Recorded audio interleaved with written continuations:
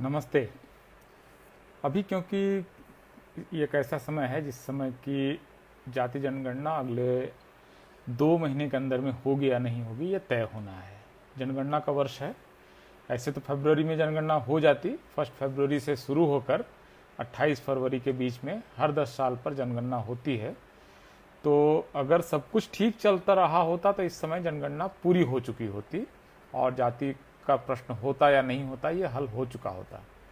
क्योंकि ये कोविड का साल है, कोरोना और काफ़ी असर माना जा रहा है, सरकार ऐसा मानती है, और इस वजह से जनगणना का कार्य थोड़ा पीछे हो गया है। इसलिए हम लोग आज इस बारे में बात कर रहे हैं, वरना अब तक ये इशू सेटल हो चुका होता। इसमें जो आप जानते हैं, जहाँ तक वहाँ तक की बात मैं मान के चल रहा हूँ कि आप लोग मोटे तौर पर जनगणना के बारे में इस समय जानते हैं कि क्या है।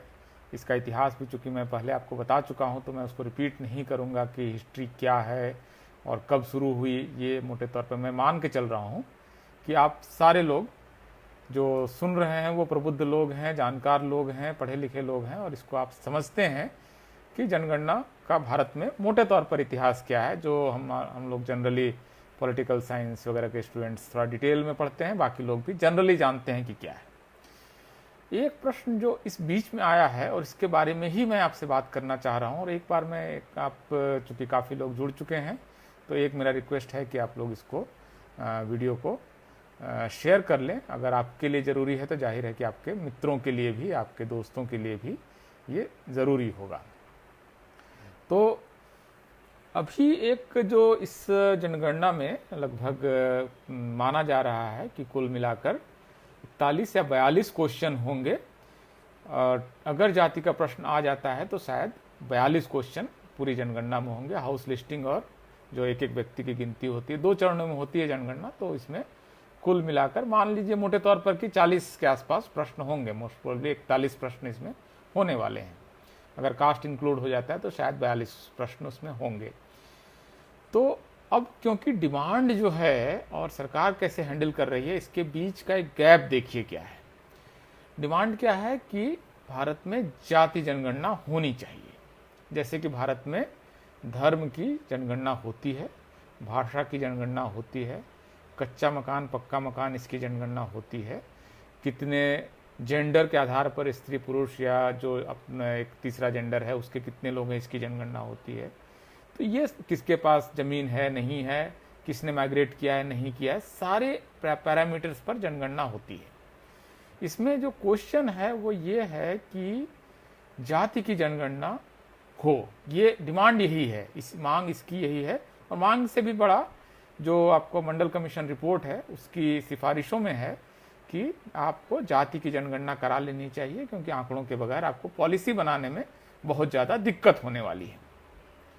तो ये जो प्रश्न है कि जाति जनगणना होनी चाहिए, इसका मतलब कि भारत की एक जाति का कॉलम होगा, जनगणना कर्मी आपके घर में आएगा, सेंसस ऑफ इंडिया एक्ट 1948 के तहत मिले हुए प्राधिकार के तहत आपके घर पर आएगा और आपसे विभिन्न जानकारियां लेगा। आप किस धर्म के हैं, उसमें आप हिंदू, मुस्लिम, सिख, ईसाई, बौद्ध, या मैं किसी धर्म को नहीं मानता हूँ, ये भी कॉलम है। ये कॉलम में आपका किसी एक में वो टिक करेगा। इसी तरह से भाषा में उसके पास सारी भाषाएं होंगी, उसमें से किसी एक भाषा पर वो टिक करेगा।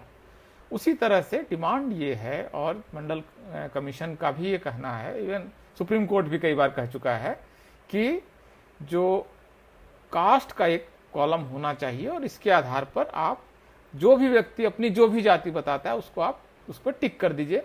बाद में उसको कैटेगरी में डाल सकते हैं आप कि इस कास्ट को आप कहाँ डालते हैं। और ये चूंकि हर राज्य की अलग अलग लिस्ट है तो अलग अलग कैटेगरीज में वो लोग चले जाएंगे। तो ये है मूल प्रश्न कि कास्ट की गिनती होनी चाहिए।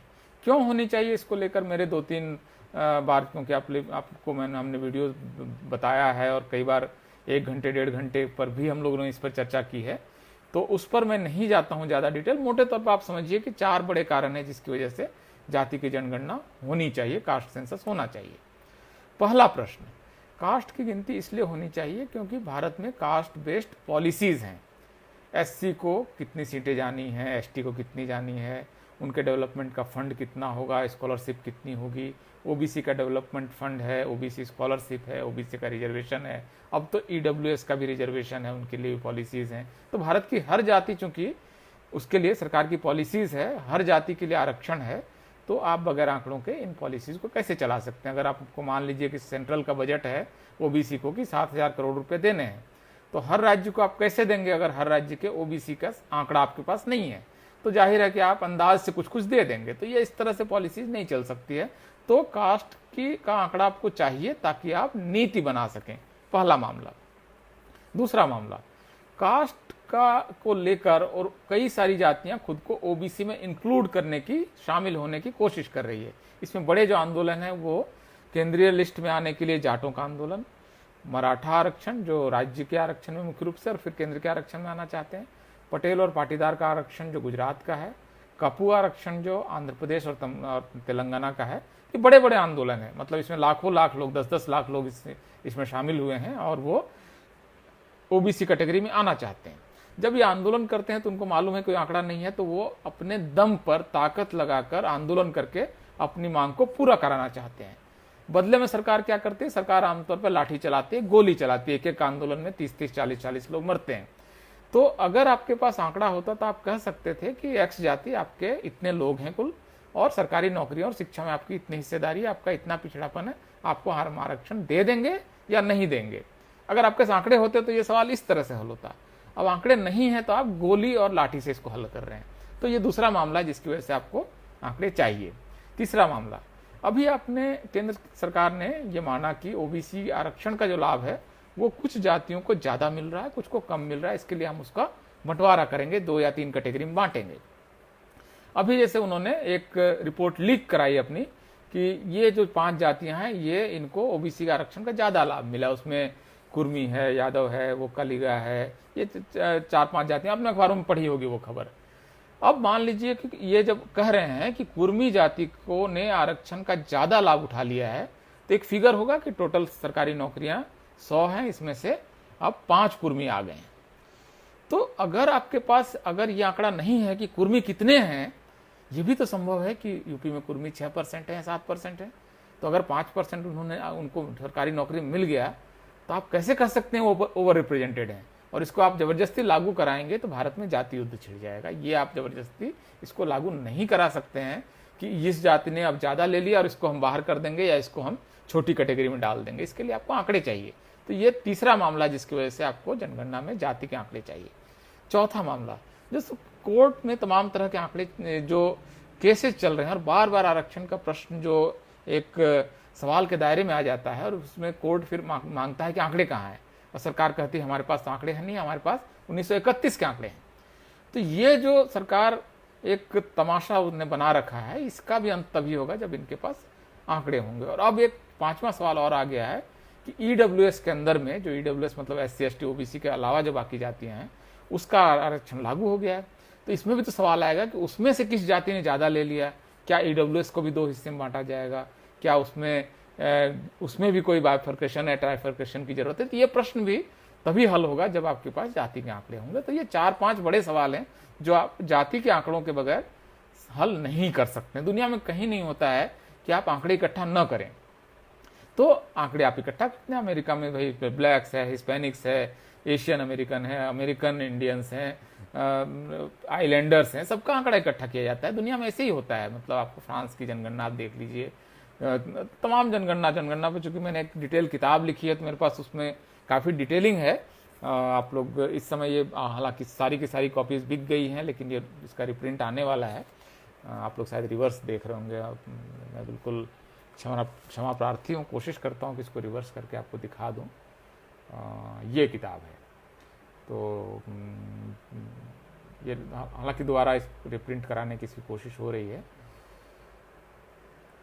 तो ये जो जाति का प्रश्न है, इन 4-5 बड़ी वजहों की वजह से आपको जाति के आंकड़े चाहिए, वरना इस देश में सारे सवाल जाति के जो हैं वो आंदोलन से और सरकार की लाठी गोली से हल होते हैं। अच्छी बात नहीं है किसी भी लोकतंत्र में।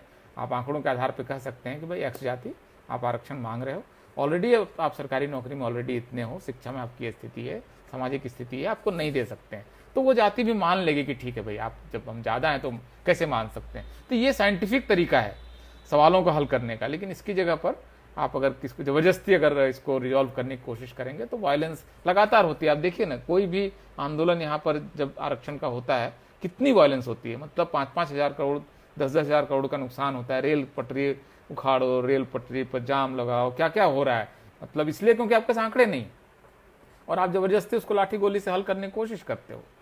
तो ये, और 10 साल बाद अभी अगर आपने इकट्ठा नहीं किया तो अब आपको अगला मौका कब आएगा? 2031 में। 10 साल तक आप फिर ये बिना पॉलिसीज बनाते रहेंगे बगैर आंकड़ों के। तो ये है। अब मैं बातचीत के उस हिस्से में आ रहा हूँ जिसके लिए हमने आपको निमंत्रित किया है, और शुरुआत में क्योंकि हमने बैकड्रॉप दे दिया है जो लोग आए थे पहले उनके लिए, और अब चूंकि ऑलरेडी 450-500 लोग जुड़ चुके हैं, तो एक बार मेरा रिक्वेस्ट है कि प्लीज़ शेयर बटन दबा दें ताकि आपके उन दोस्तों तक भी ये वीडियो पहुंच सके जिसको आपको लगता है कि उन तक पहुंचना चाहिए। तो अब 2 सवाल हैं, कि बल्कि एक ही सवाल है कि जो जनगणना होगी उसमें कास्ट की गिनती होगी या ओबीसी की गिनती होगी। ये बल्कि 3 सवाल हैं कि जनगणना जैसी है वैसी ही होगी, पहला ऑप्शन। दूसरा, ओबीसी की जनगणना होगी, SC/ST की पहले से होती है। तीसरा, कि सारी जातियां गिनी जाएंगी। अब ये जो विवाद है कि अगर आप ओबीसी की जनगणना करेंगे तो मैं क्या क्या समस्याएं आएंगी वो मैं बता रहा हूं आपको। अभी तक देखिए, भारत में जाति जनगणना कभी बंद नहीं हुई है। आप सब लोग जानते हैं कि SC/ST की जनगणना होती है। आपका एक कास्ट का कॉलम होता है, उसमें अगर आप SC/ST हैं तो आपसे फिर पूछ लिया जाता है कि आप किस जाति के हैं, ठीक है। तो अब आपको कह रहे हैं कि हम उसमें एक कैटेगरी और डाल देंगे कि आप ओबीसी के हैं कि नहीं और उनकी संख्या बता दीजिए। तो ये एक ऑप्शन है। दूसरा है कि आप हर जाति से पूछ लीजिए कि आप किस जाति के हैं, और उसके बाद आप उससे जुड़े सारे सवाल पूछ लीजिए, उनकी शैक्षणिक स्थिति वगैरह। तो इसमें ओबीसी जनगणना का सवाल अभी मुझे लगता है कि बीजेपी षड्यंत्र के तौर पर ये कर सकती है कि हम जाति जनगणना नहीं कराते हैं, ओबीसी की गिनती करा लेते हैं। मतलब कि भारत का जो एक तरह से प्रभु वर्ग है, इलीट्स हैं, उसको आप मत देखिए कि उसको कितना हिस्सा मिला, वहाँ पर क्या हो रहा है, उस पर आप नज़र मत डालिए। जो पीड़ित हैं उनको देख लेते हैं, बाकी इनका आंकड़ा इकट्ठा कर लेते हैं। अब इसमें सबसे बड़ी तो दिक्कत ये आएगी कि EWS का जो प्रश्न है, क्योंकि आपने भारत की सवर्ण जातियों को, मतलब नॉन SC/ST OBC जातियों को, हालांकि सवर्ण की अलग अलग परिभाषाएं हैं जो, लेकिन आप मोटे तौर पर नॉन SC/ST OBC जो हैं वो EWS हैं, उसको आप कितना आरक्षण देंगे? ये मामला सुप्रीम कोर्ट में पेंडिंग है, और सरकार इसमें आंकड़ा मांगेगी कि आपके पास आंकड़े कहाँ हैं। तो ये आंकड़ा नहीं होगा तो आप इस सवाल को कैसे हल करेंगे? मतलब आप इसको ज़बरदस्ती हल करने की कोशिश करेंगे, आप बुलडोज करेंगे। EWS ये भी तो हो सकता है कि भारत में नॉन SC/ST OBC की कुल संख्या सिर्फ 5% हो, ये भी हो सकता है कि उनकी संख्या 50%, नहीं मालूम। तो आपने उनको 10% ही आरक्षण क्यों दिया? 7% क्यों नहीं दिया? और 12% क्यों नहीं दिया? 15% क्यों नहीं दिया? तो आप बिल्कुल, मतलब आंख में पट्टी बांध के आप पॉलिसी बना रहे हैं। तो ये आपको एक तो पहले दिक्कत आएगी। दूसरा ये कि आप तुलनात्मक अध्ययन कैसे करेंगे? मतलब भारत में अब 3 कैटेगरीज हो गई मोटे तौर पर, SC, ST, OBC, और चौथी कैटेगरी आपकी हो गई जिसको आप EWS कैटेगरी या सुदामा कोटा जिसको बोल रहे हैं, या नॉन SC/ST OBC कोटा जो है, कैटेगरीज हैं ये हैं। अब ये 4 कैटेगरीज में आपको अगर ये कैटेगरी की काउंट ही नहीं करेंगे तो इसमें और इसमें कंपैरिजन कैसे करेंगे कि ये ज़्यादा लाभान्वित है, ये कम लाभान्वित है, ये उससे कम लाभान्वित है, और फिर पॉलिसी कैसे बनाएंगे? तो इसके लिए बहुत ज़रूरी है कि आप तमाम जातियों के आंकड़े इकट्ठा करें। OBC सेंसस जो होगा वो फिर बहुत ही जम्बल्ड हो जाएगा। असल में इसमें देखिए दिक्कत क्या होगी। अब किसी एक राज्य में कोई एक जाति OBC है, दूसरे राज्य में OBC नहीं है, सेंट्रल लिस्ट में वो हो भी सकती है, नहीं भी हो सकती है। आप जब पूछेंगे OBC है कि नहीं, तो X जाति जो किसी राज्य में OBC है लेकिन सेंट्रल लिस्ट में OBC में नहीं है, वो अपने को क्या बताए? इसके अलावा आपने जब OBC उससे पूछा तो बहुत सारे ऐसे लोग हैं जो अपेक्षाकृत कम जागरूक हैं, पढ़े लिखे नहीं हैं, वो कहेंगे OBC क्या होता है, हमें तो नहीं मालूम। भाई OBC नहीं है तो पता चलेगा कि OBC की संख्या घट के आ गई इस वजह से, क्योंकि बहुत सारे लोगों ने खुद को OBC बताया ही नहीं।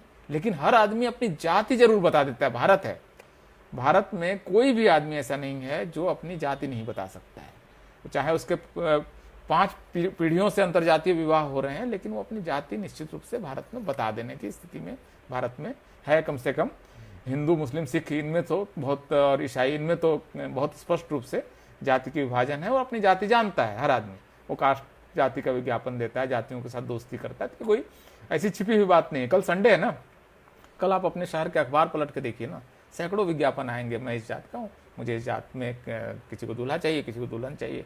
तो कास्ट तो हर आदमी अपने अपने ढंग से उसको बरतता ही है।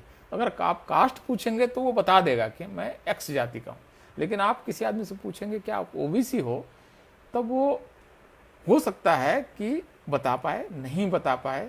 अगर वो शिक्षा से दूर है तो वो कह सकता है कि मुझे नहीं मालूम, मेरे पास ये जानकारी नहीं है। तो ये असल में एक बहुत ही पूरे आंकड़े को वो बिगाड़ देगा और अस्त व्यस्त कर देगा। और इस तरह से आप एक्स कैटेगरी को गिनोगे और नहीं गिनोगे। अमेरिका में ब्लैक्स को गिनो और व्हाइट को न गिनो, तो ऐसा तो होता नहीं ना। मतलब ये तरीका नहीं है। आपको सारी जातियों को बगैर गिने आप कास्ट सेंसस अगर करेंगे तो बहुत गलत आंकड़े आएंगे, बहुत ज़्यादा कन्फ्यूजन फैलेगा, पूरे देश में अराजकता फैल जाएगी। तो कृपया इसको उस तरह से न करें। और निश्चित रूप से आप अच्छा तरीका यही है कि सारी जातियों को गिने।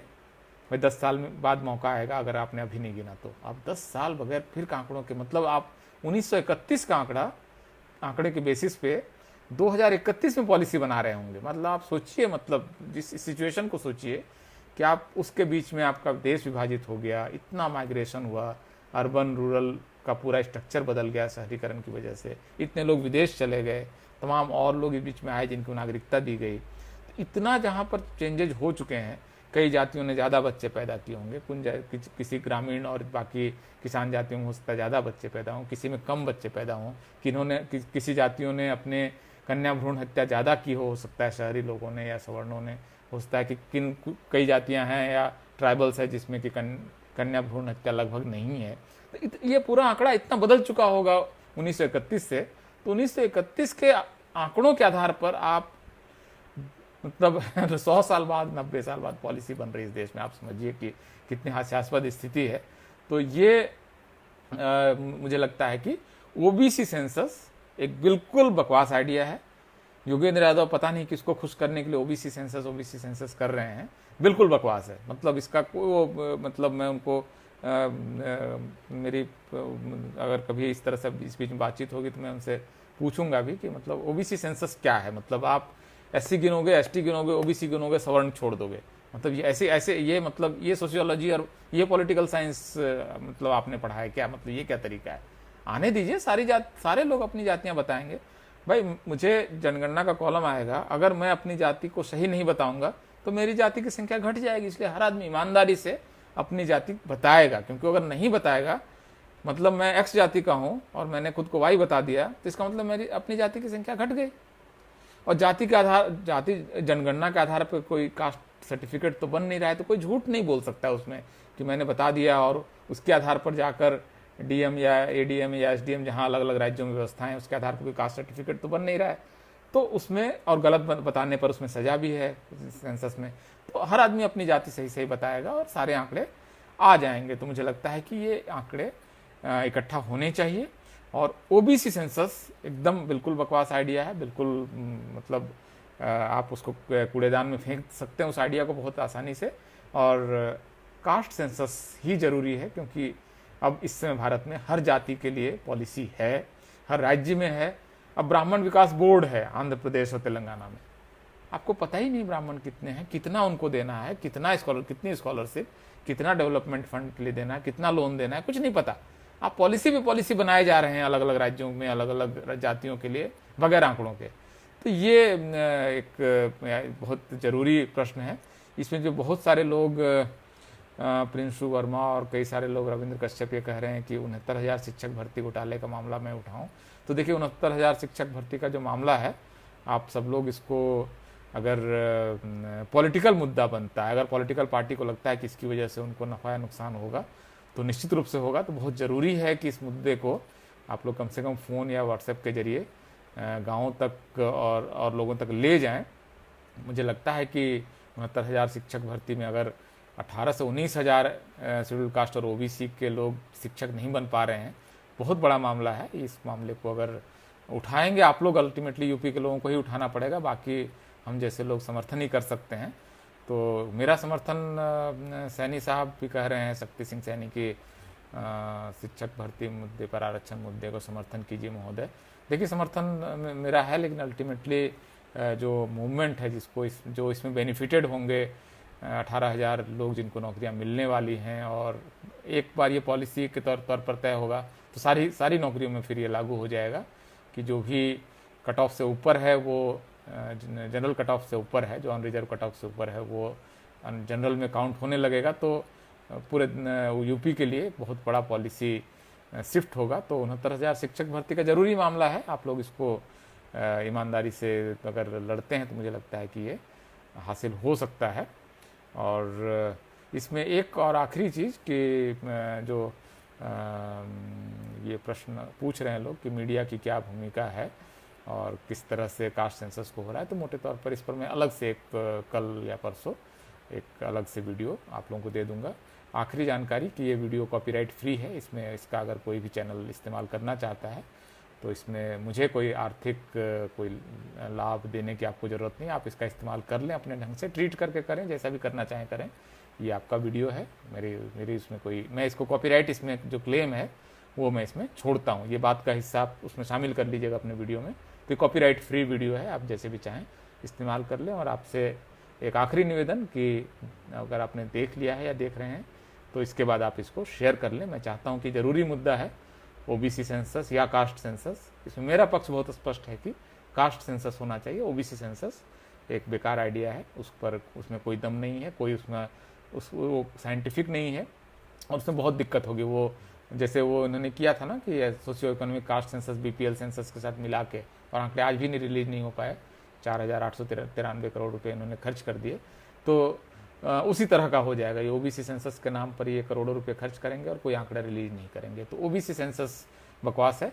आप सारे लोग अगर समर्थन कर ही रहे हैं तो कास्ट सेंसस का कीजिए, ओबीसी सेंसस का विरोध करने की ज़रूरत है। बहुत बहुत शुक्रिया। मैं आपके ज़्यादातर सवालों को मैंने देख लिया है, लेकिन यह है कि अब इस पर मैं आप लोगों को बाद में एक और कभी वीडियो बनाकर आप लोगों के साथ में उसको अपने जो भी ओपिनियन है उसको मैं शेयर करूँगा। बहुत बहुत शुक्रिया, धन्यवाद। और आप सब लोग अच्छे से रहें। आप लोगों का रविवार बहुत अच्छे से बीते। शुक्रिया।